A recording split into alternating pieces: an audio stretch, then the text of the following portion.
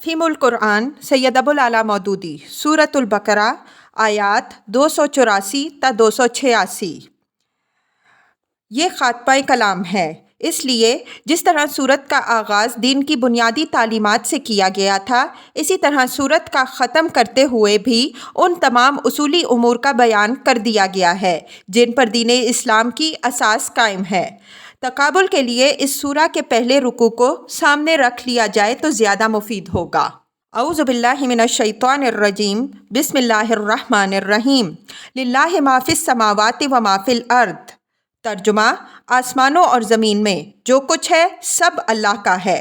تفسیر: یہ دین کی اولین بنیاد ہے۔ اللہ تعالیٰ کا مالک زمین و آسمان ہونا اور ان تمام چیزوں کا جو آسمان و زمین میں ہیں اللہ ہی کی ملک ہونا، دراصل یہی وہ بنیادی حقیقت ہے جس کی بنا پر انسان کے لیے کوئی دوسرا طرز عمل اس کے سوا جائز اور صحیح نہیں ہو سکتا کہ وہ اللہ کے آگے سر اطاعت جھکا دے۔ وَإِن تُبْدُوا مَا فِي أَنفُسِكُمْ أَوْ تُخْفُوهُ يُحَاسِبْكُم بِهِ اللَّهُ۔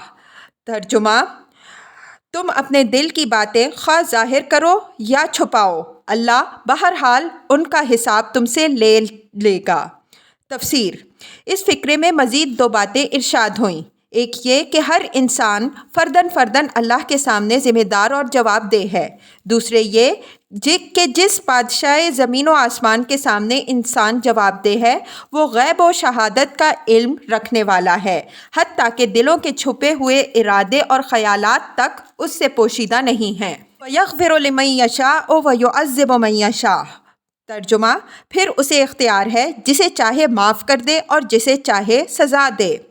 وَاللَّهُ عَلَىٰ كُلِّ شَيْءٍ قَدِيرٌ۔ ترجمہ: وہ ہر چیز پر قدرت رکھتا ہے۔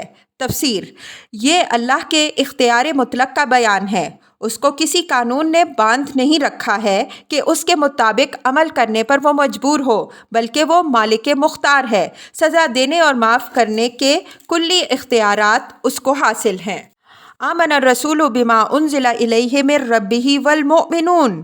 ترجمہ: رسول صلی اللہ علیہ وسلم اس ہدایت پر ایمان لایا ہے جو اس کے رب کی طرف سے اس پر نازل ہوئی، اور جو لوگ اس رسول صلی اللہ علیہ وسلم کے ماننے والے ہیں انہوں نے بھی اس ہدایت کو دل سے تسلیم کر لیا ہے۔ کل آمن باللہ وملائکتہ وکتبہ ورسلہ لا نفرق بین احد من رسلہ وقالوا سمعنا واطعنا۔ ترجمہ: یہ سب اللہ اور اس کے فرشتوں اور اس کی کتابوں اور اس کے رسولوں کو مانتے ہیں، اور ان کا قول یہ ہے کہ ہم اللہ کے رسولوں کو ایک دوسرے سے الگ نہیں کرتے، ہم نے حکم سنا اور ہم اطاعت قبول کرتے ہیں۔ غفرانک ربنا والیک المصیر۔ ترجمہ: مالک، ہم تجھ سے خطا بخشی کے طالب ہیں اور ہمیں تیری ہی طرف پلٹنا ہے۔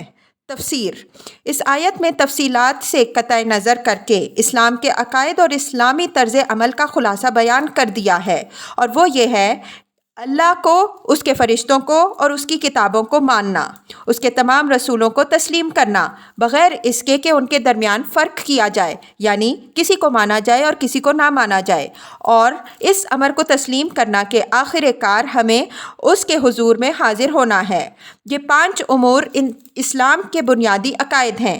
ان عقائد کو قبول کرنے کے بعد ایک مسلمان کے لیے صحیح طرز عمل یہ ہے کہ اللہ کی طرف سے جو حکم پہنچے اسے وہ بسر و چشم قبول کرے، اس کی اطاعت کرے اور اپنے حسن عمل پر غرہ نہ کرے، بلکہ اللہ سے عفو درگزر کی درخواست کرتا رہے۔ لا یکلف اللہ نفسا الا وسعها۔ ترجمہ: اللہ کسی متنفس پر اس کی مقدرت سے بڑھ کر ذمہ داری کا بوجھ نہیں ڈالتا۔ تفسیر: یعنی اللہ کے ہاں انسان کی ذمہ داری اس کی مقدرت کے لحاظ سے ہے۔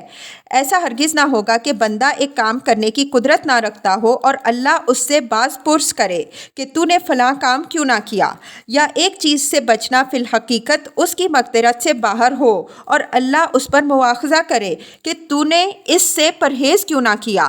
لیکن یہ یاد رہے کہ اپنی مقدرت کا فیصلہ کرنے والا انسان خود نہیں ہے، اس کا فیصلہ اللہ ہی کر سکتا ہے کہ ایک شخص فی الحقیقت کس چیز کی قدرت رکھتا ہے اور کس چیز کی نہ رکھتا ہے۔ لہا ما کسبت و علیہا ما اکتسبت۔ ترجمہ: ہر شخص نے جو نیکی کمائی اس کا پھل اسی کے لیے ہے، اور جو بدی سمیٹی اس کا وبال اسی پر ہے۔ تفسیر: یہ اللہ کے قانون مجازات کا دوسرا قاعدہ کلیہ ہے۔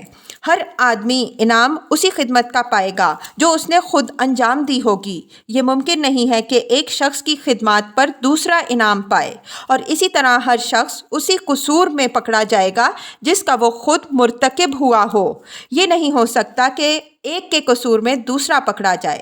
ہاں، یہ ضرور ممکن ہے کہ ایک آدمی نے کسی نیک کام کی بنا رکھی ہو اور دنیا میں ہزاروں سال تک اس کام کے اثرات چلتے رہے اور یہ سب اس کے کارنامے میں لکھے جائیں، اور ایک دوسرے شخص نے کسی برائی کی بنا رکھی ہو اور صدیوں تک دنیا میں اس کا اثر جاری رہے اور وہ اس ظالم اول کے حساب میں درج ہوتا رہے۔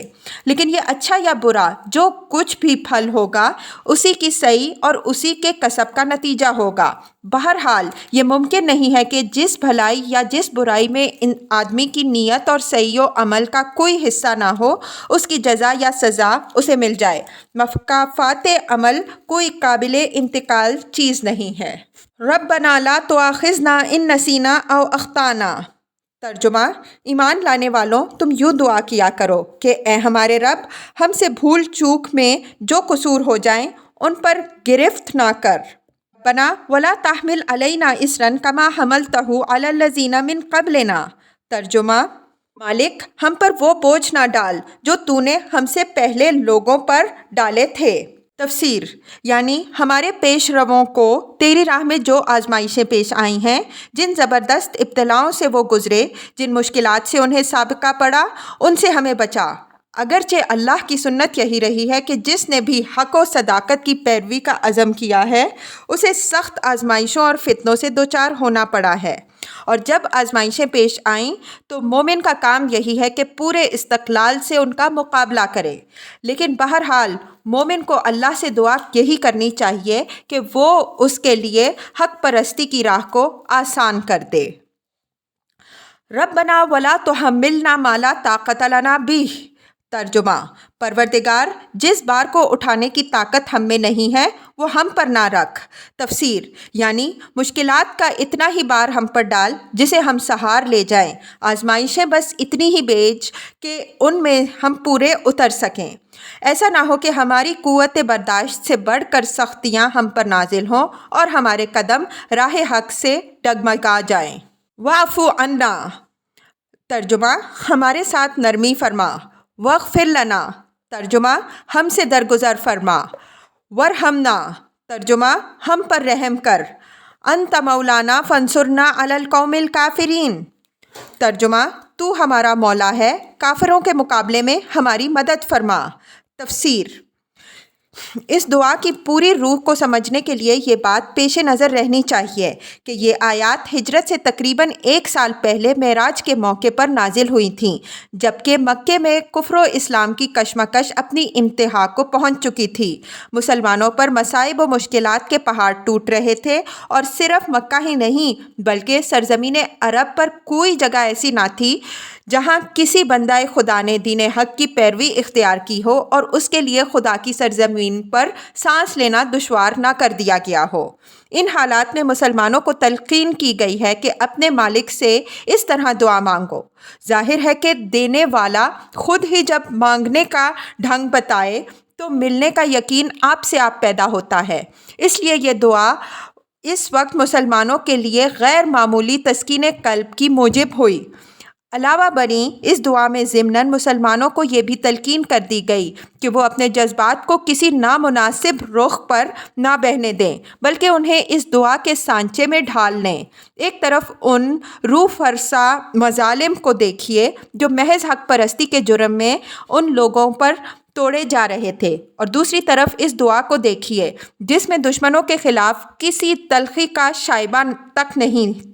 ایک طرف ان جسمانی تکلیفوں اور مالی نقصانات کو دیکھیے جن میں یہ لوگ مبتلا تھے، اور دوسری طرف اس دعا کو دیکھیے جس میں کسی دنیاوی مفاد کی طلب کا ادنا نشان تک نہیں ہے۔ ایک طرف ان حق پرستوں کی انتہا کی خستہ حالی کو دیکھیے، اور دوسری طرف ان بلند اور پاکیزہ جذبات کو دیکھیے جن سے یہ دعا لبریز ہے۔ اس تقابل ہی سے صحیح اندازہ ہو سکتا ہے کہ اس وقت اہل ایمان کو کس طرز کی اخلاقی و روحانی تربیت دی جا رہی تھی۔